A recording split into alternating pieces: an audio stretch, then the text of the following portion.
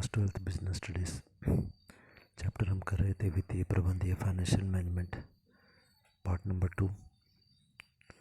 Topic हमारा चल रहा था वित्तीय प्रबंध में सम्मिलित निर्णय decisions involve in the financial management. Financial management करते समय हमें क्या क्या निर्णय लेने होते हैं,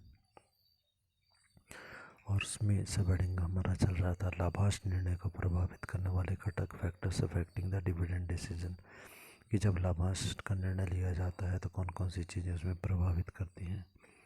तो पॉइंट हमने किए थे। थर्ड पॉइंट हमारा है लाभांश की स्थिरता या स्टेबिलिटी ऑफ द डिविडेंड्स।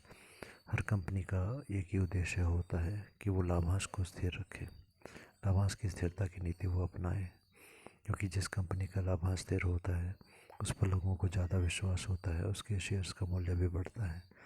तो ऐसी स्थिति में थोड़ी बहुत आय में यदि परिवर्तन हो जाता है तो कंपनी का यह प्रयास होना चाहिए कि लाभांश की दर वो को घटना या बढ़ना ना दे, बल्कि उसको स्थिर बनाए रखे।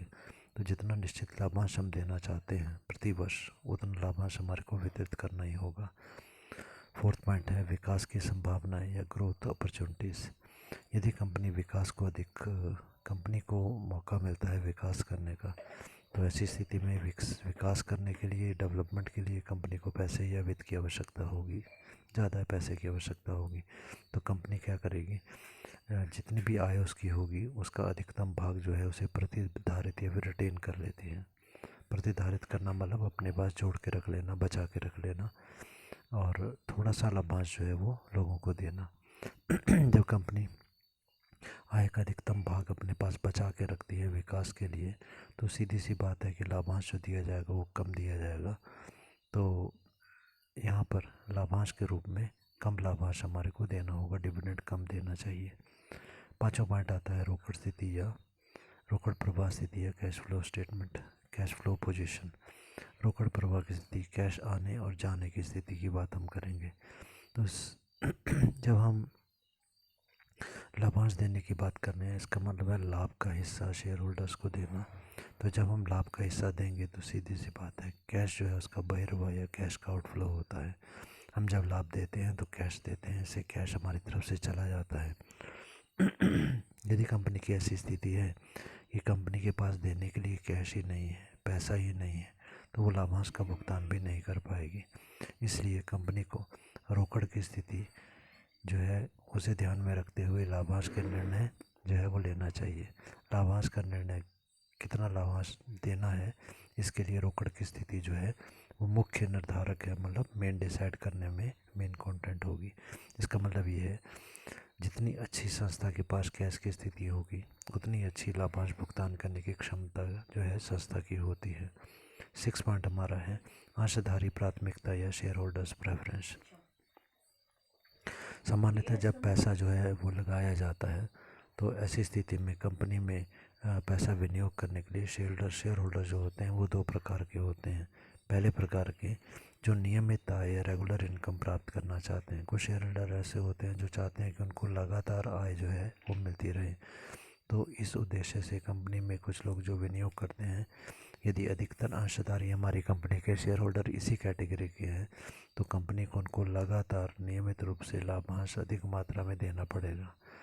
दूसरे प्रकार के जो शेयर होल्डर्स हमारे हो सकते हैं, अंशधारी हो सकते हैं, जिन्होंने पैसा लगाया है, वो चाहते हैं कि पूंजी लाभ उनको ज़्यादा मिले, कैपिटल गेन उनको मिले।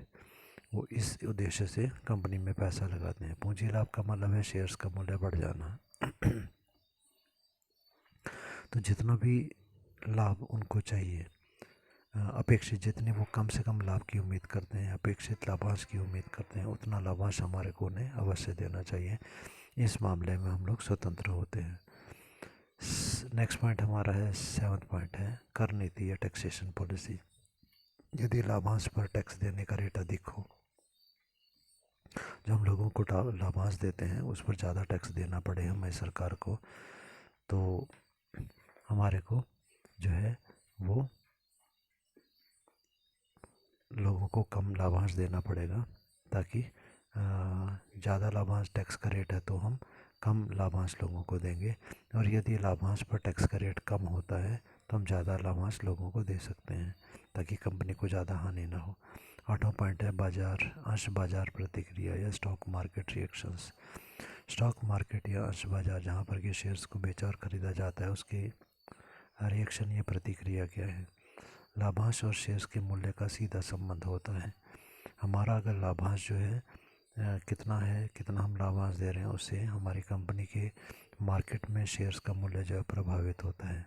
इसका मतलब ये हुआ कि अगर हम ज़्यादा लाभांश देंगे तो हर एक व्यक्ति हमारी कंपनी के शेयर्स को खरीदना चाहेगा, जिसके कारण हमारे शेयर्स की डिमांड बढ़ेगी और जब किसी वस्तु की मांग बढ़ती है तो उसका बाज़ार मूल्य जो है वो बढ़ जाता है। और यदि हम कम लाभांश देते हैं, इसका मतलब है कि कम लाभांश वाली कंपनी के शेयर को कोई नहीं खरीदना चाहेगा, उसकी डिमांड कम हो जाएगी, तो ऐसी स्थिति में उसका बाज़ार मूल्य भी कम हो जाता है। तो प्रत्येक कंपनी यही चाहती है कि उसके जो शेयर्स हैं उनका मूल्य बाज़ार में घटे नहीं, इससे उसके हिसाब से अधिक लाभांश हमारे को देना पड़ता है।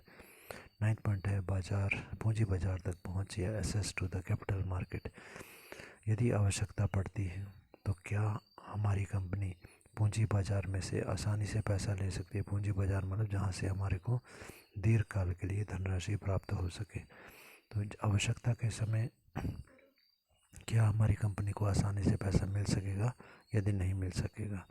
यदि हमें लगता है कि हमें आसानी से पैसा मिल जाएगा तो हम लाभांश ज़्यादा घोषित कर सकते हैं कि अभी लाभांश दे दो, जरूरत पड़ेगी तो आसानी से हमें पैसा तो मिल ही जाएगा।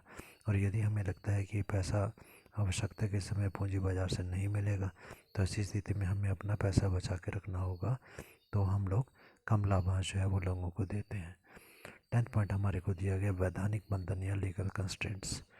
इसका मतलब ये हुआ संस्था अपने को जितना भी लाभ होता है वो सारा का सारा लाभ जो है शेयर होल्डर्स में नहीं बांट सकती, उसे कानूनी नियमों का भी कुछ पालन करना होता है। जैसे डेप्रिसिएशन और वैधानिक संचय, स्टैट्यूटरी रिजर्व्स के लिए कुछ बचा कर रखना पैसा जो है अनिवार्य होता है। कानून ये कहते हैं कि डेप्रिसिएशन के लिए पैसा निकालना है लाभांश लाभ में से, और कुछ रिज़र्व भी हमें स्टैट्यूटरी मतलब कानूनी रूप से अनिवार्य बनाए गए रिज़र्व जो है वो रखने ज़रूरी होंगे। उसके बाद जो पैसा बचेगा उसमें से उसे हम लाभांश के रूप में वितरित कर सकते हैं। तो जिससे इस संस्था के लाभांश घोषित करने की क्षमता सीमित हो जाती है, क्योंकि हमें पैसा रखना है तो लाभांश कम हो जाएगा। संस्था अपनी पेड अप कैपिटल जो होती है दत्त अंश पूंजी, उसमें से भी लाभांश नहीं दे सकती, क्योंकि यदि हम कैपिटल में से लाभांश देते हैं तो हमारी पूंजी या कैपिटल घट जाती है, जिससे कि ऋणदाता जो होते हैं जिन्होंने हमारे को उधार दिया था उनके पैसे की सुरक्षा पर प्रतिकूल अनफेवरेबल इफेक्ट पड़ता है। तो सेक्शन 2005 धारा 2005 जो है वो ये कहती है कि लाभांश के रूप में जब भी हमें पैसा बांटना है तो उससे पहले डेप्रिसिएशन के लिए व्यवस्था जो है, ह्रास के लिए व्यवस्था अवश्य कर लेनी चाहिए। 11th पॉइंट हमारा है अनुबंधित बंधन या फिर कॉन्ट्रेक्चुअल कंस्ट्रेंट्स। जब कंपनी वित्त ऋण के रूप में प्राप्त करती है, मतलब उधार के रूप में हम पैसा प्राप्त करते हैं, तो ऋणदाता कंपनी के लाभांश देने पर कुछ प्रतिबंध लगा सकते हैं कि आप इतने से ज़्यादा लाभांश नहीं देंगे, क्योंकि ज़्यादा लाभांश देने से कंपनी के पास वित्त की कमी हो जाएगी, जिससे कि ऋणदाता जो हैं जिन्होंने हमें उधार दिया है उनके पैसा प्राप्त करने की क्षमता में कमी आ जाती है। अगला टॉपिक हम करेंगे वित्तीय प्रबंध की प्रकृति और nature of the financial management. वित्तीय प्रबंध, फाइनेंशियल मैनेजमेंट, पैसे का प्रबंध करना।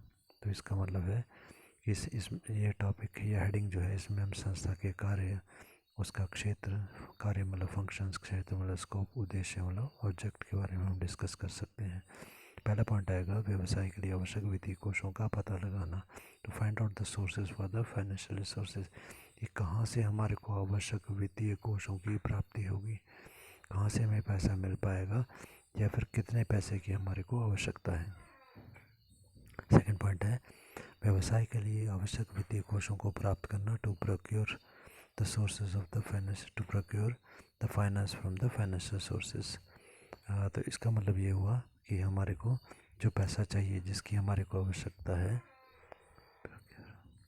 वो पैसा हमारे को अब प्राप्त कर लेना है या ले लेना है, ताकि हमारी संस्था का काम पैसे की कमी के कारण रुके नहीं। थर्ड पॉइंट हमारा है कोषों के कुशलतम उपयोग करना। To best utilisation of the funds. By the of the company. Company के जो कोष है, कंपनी के जो फंड्स हैं, कंपनी का जो पैसा है, उसका हम कुशलतम उपयोग करें, बेस्ट यूटिलाइजेशन करें, अधिकतम उसका उपयोग करें, उसको वेस्ट नहीं करें। फोर्थ पॉइंट है वैज्ञानिक विश्लेषण के आधार पर वित्तीय निर्णय लेना, to take financial decisions on the basis of scientific analysis. Finance के बारे में, पैसे के बारे में जब भी हम कोई निर्णय लेने की बात करेंगे तो कि ये पैसा कहाँ पर खर्च किया जाए, किस जगह किया जाए, कितना पैसा खर्च करना है, तो उसके लिए हमारे को वैज्ञानिक विश्लेषण पहले करना है। वैज्ञानिक मतलब साइंटिफिकली, बहुत सोच समझ के, विश्लेषण का मतलब है अध्ययन करना।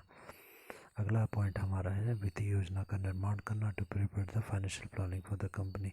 वित्तीय योजना, योजना मतलब प्लानिंग हम लोग करेंगे पैसे के बारे में, कहाँ से पैसा आएगा, कहाँ पर खर्च किया जाएगा, सब कुछ पहले से डिसाइड कर लेना फाइनेंशियल प्लानिंग कहलाता है।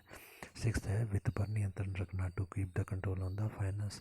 पैसा व्यर्थ में वेस्ट ना किया जाए, जितनी मात्रा में जहाँ पर पैसे की आवश्यकता है उतना ही खर्च किया जाए और धन के अपव्यय को रोका जा सके। सेवंथ पॉइंट है आंतरिक वित्त व्यवस्था को कुशल बनाना, making internal financial arrangement more efficient. आंतरिक मतलब इंटरनल का मतलब है कंपनी के अंदर से ही, वित्त व्यवस्था का मतलब है पैसे का इंतजाम करना। हम यहाँ पर प्रतिधारित आय, संचित लाभ या रिटेन्ड प्रॉफिट या रिटेन्ड अर्निंग की बात करेंगे। हमारे को ये करना है कि खुद अपना लाभ बचा के जोड़ के रखना है, ताकि भविष्य में जब भी आवश्यकता पड़े हम उसी को उपयोग कर सकें। आठवां पॉइंट है वित्तीय प्रबंध की आवश्यकता को स्वीकारना, to accept the importance of the financial management.